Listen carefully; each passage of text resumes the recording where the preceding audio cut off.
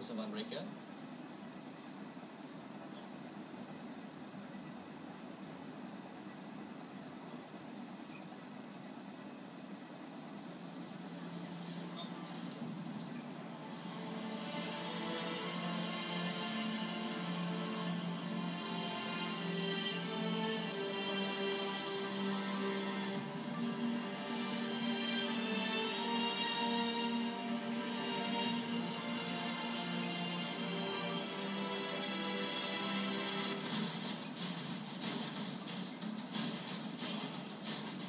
Baik, itu dia baru pembuka terasa semangatnya.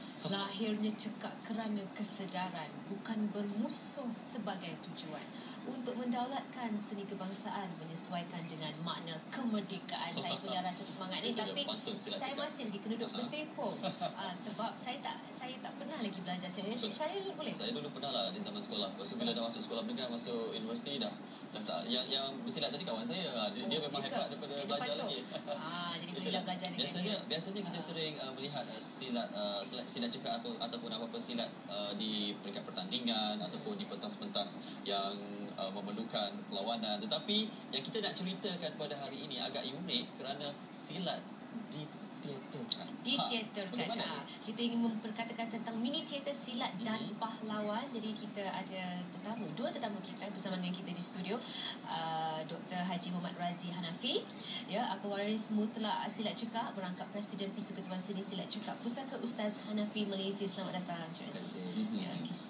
Dan kita ada seorang lagi, Haji Muhammad Zaki Ahmad, merupakan pengarah projek mini teater silat dan pahlawan Cekak Hanafi. Terima kasih kedua-duanya sudi bersama kami. Baik, sebelum kita nak tanyakan soalan, saya tertarik dengan fakta yang memberikan kini terdapat hampir 200,000 orang telah mempelajari silat Cekak Pusaka Hanafi di bawah kepimpinan Dr. Haji Mat Razi dengan 215 kelas-kelas persilatan.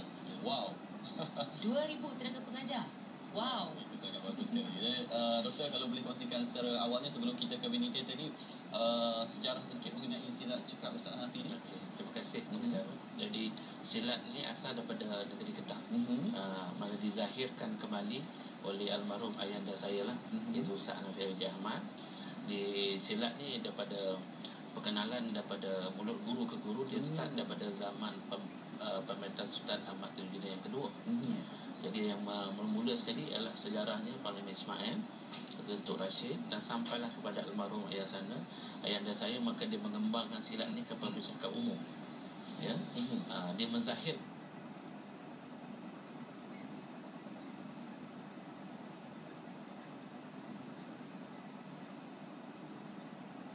itu sampailah silat itu berkembang sampai sekarang. Dia maksudnya macam resepi ibu kita dibukukan, jadi menjadi diperkemaskan lagi untuk orang ramai. Itu dia. Jadi mini teater ni, mungkin kita tanya Encik Zaki, macam mana idea untuk membuat teater tapi hanya ada silat saja di dalam? Okey. Tujuan kita mengadakan teater dalam bentuk begini sebenarnya untuk mempersembahkan silat ni, dipersembahkan dalam bentuk tanpa menggunakan dialog dan sebagainya. Tujuan adalah untuk kita menceritakan keaslian silat sendiri. Dan di dalam penceritaan pengisahan tu dia lebih menumpukan kepada sejarah sebenar dari segi silat ni sendiri, dan juga dari segi susunan silsilah guru dan juga perguruan dia dan juga persilatan dia. Sekarang bila akan berlangsung dia punya mini teater? Okey, kita dah ni dah masuk hari yang kedua. Sudah berlangsung hari kedua di Taman Budaya JPKM Wilayah Persekutuan. Dan kami sebenarnya sangat berterima kasih lah di atas peluang yang diberi untuk kita bekerjasama. Sebenarnya projek ini kita bekerjasama dengan Jabatan Kesenian Negara Wilayah Persekutuan sebagai rakan penganjur KLPS 2013. Ya, dan antara fakta menarik juga ya Syaril, silat Cekak Pusaka Hanafi ini merupakan pemegang rekod Malaysia Book of Records atau MBOR di dalam kategori persembahan silat terbesar, persembahan silat terbesar keseluruhan wanita. Itu dia. Dan semestinya 32 minit saya difahamkan, dalam 30 minit Yes. persembahan. Ya. Okey, jadi kita mungkin tidak boleh bayangkan lagi macam mana persembahan itu, teater tanpa dialog tapi silat cekak. Mungkin secara visual boleh disusun dalam perkataan. Jadi dalam konsep ni satu pendekatan baru kita buat. Maknanya sebab tu kita kata mencetakkan silat, cetakkan silat. Ya. Jadi benda baru ini maknanya kita buat satu persembahan yang sebut tanpa dialog, tapi bentuk persembahan yang baru. Ya. Jadi supaya kita nak mengangkat martabat silat tu dalam bentuk yang dibagi dimensi baru. Ya. Ya. Jadi kadang kalau kita lihat silat, kita nampak silat, kita tak nampak lebih pada itu. Jadi kita nak supaya silat ni diangkat. Sebab tu kita buat konsep teater. Senang untuk kita memberitahu secara umum sejarah di bagi itu. Tapi sebelum tu Nurata, kita juga nak ucapkan tahniah kepada doktor kerana kami dimaklumkan Dr. Razi baru saja menerima anugerah tokoh penggiat seni 2013 wilayah Persekutuan Kuala Lumpur dari Jabatan Kebudayaan dan Kesenian Negara. Dan kalau Dr. Razi boleh jelaskan sendiri, bagaimana keperluan keaslian kesenian silat ini perlu kita pertahankan, dan saya kira silat cakap Ustaz Hafiz sendiri pun memainkan peranan penting. Jadi pertama bagi saya ada dua kategori. Pertama mesti satu perguruan yang asli. Mesti yang asli perguruan itu. Maka dia turun itu ya. Itu yang pertama. Yang kedua segi organisasi itu. Kerana kalau asal-asal silat ada juga guru yang baik, ilmu yang baik, tetapi tidak ada organisasi yang teratur, maka silat itu tidak akan dapat dipertahan, malah tidak dapat dikembangkan. Jadi dua elemen ini yang penting bagi saya. Jadi kadang-kadang ada juga yang silat yang dalam perguruan ini hanya melantik seseorang untuk menjadi guru, tetapi keasliannya tidak ada. Jadi bagi saya ini dua yang amat mustahak.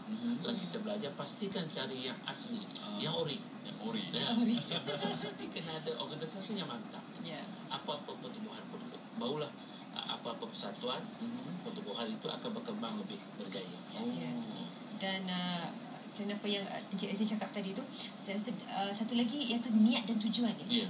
Sebab kalau dari segi tujuan, hala tuju, apa yang diterapkan oleh peserta-peserta ataupun pelajar-pelajar silat cekak ini? Dalam silat, yang pertama bila masuk dalam kesilatan kita, selalu saya tekan yang pertama tu niat. Innama amal, niat kita, tujuan kita belajar untuk apa? Mempertahankan diri. Niat tu bagi betul. Baru kita terapkan nilai. Nilai maknanya kita menekankan hormati ibu bapa kita, taat, hormati guru, sama-sama kita hormati. Ini nilai-nilai yang kita terapkan supaya di belajar silat dia tidak ada sifat untuk semata-mata nak bergaduh. Kadang-kadang setengah belajar silat orang fikir nak bergaduh. Kita tak, kita belajar untuk mempertahankan diri kita, bukan kita nak bergaduh. Jangan salah konsep. Gitu. Encik Zaki, kalau kita nak kongsi kembali mengenai mini theater, hari ini bukan hari terakhir rupanya. Hari ini merupakan malam yang terakhir. Malam ni. Jadi sekali lagi kalau kita boleh katakan berapa peserta terlibat untuk pementasan? Peserta yang terlibat lebih kurang dalam 51 orang. 51. Untuk persembahan tu termasuk tim teknikal, artis dan juga pemuzik ni. Dan sebenarnya kalau nak ceritakan dari segi sambutan pada malam yang semalam memang orang kata bawa sopir lah dalam negara kan, sold out lah. Sebab dia terpaksa mengisi orang-orang yang kosong tu kan. Sebab dia mini theater dia bicara untuk dia. Mini theater sebegini jujur kali diadakan. Ini adalah satu percubaan yang pertama sekali. Jujur kali diadakan, dan kita sebenarnya tidak menyangka lah begitu banyak sambutan yang baik daripada segi kedatangan. Sebab daripada lapisan umur yang berbeza, yang muda dan juga daripada Januari pun hadir. Kebanyakannya lah. Sebab silat ni sekarang ni memang ada di zaman dia orang kan. Jadi kita sebenarnya memang mahukan perkara ni diteruskan dan menjadi satu video pula ni teater ni kan. Kita mengangkat satu bentuk persembahan yang baru, yang pertama kali diadakan. Sebabnya ini kali pertama. Saya kira ramai lagi yang tak sempat untuk lihat. Adakah pementasan ini akan dirakam dalam bentuk CD untuk diedarkan kepada semua peserta-peserta? Mungkin sebab ini kali pertama. Ya, betul. Memang kita ada konsep, ada cara begitulah untuk kita kita videokan kembali. Jadi ini semasa mereka membuat latihan ya untuk Raptai, mini teater silat dan pahlawan. Kalau kita lihat di sini, kalau ini untuk apa ni? Okey. Pembukaan ke? Ini adalah sebahagian daripada, sebab kita menunjukkan ada 4 babak peredaran masa dari segi Panglima Ismail, Panglima Datuk Rashid. Jadi yang pergerakan bulatan tu lah pergerakan randai biasa dalam, kalau kita tengok, kita ambil di konsep dari segi makyum, dari segi randai dalam Minangkabau punya persembahan tu kan. Dia sebenarnya menceritakan peredaran dari segi perubahan masa tu lah. Ini adalah sebahagian daripada scene di dalam babak Panglima Ismail ni. Ada juga perempuan? Ada Perempuan setakat ni kita ada setakat pemuzik. Oh, Dia main pemuzik. muzik ya. Sebab wanita kita belum dapat sebab kita mendapatkan peserta ni kebanyakannya daripada yang dah agak lama lah dalam Sudah hotai lah ni. kalau kata hotel lah. Doktor, Ya. sepanjang 30 minit durasinya tu, adakah semua diterapkan apa yang ada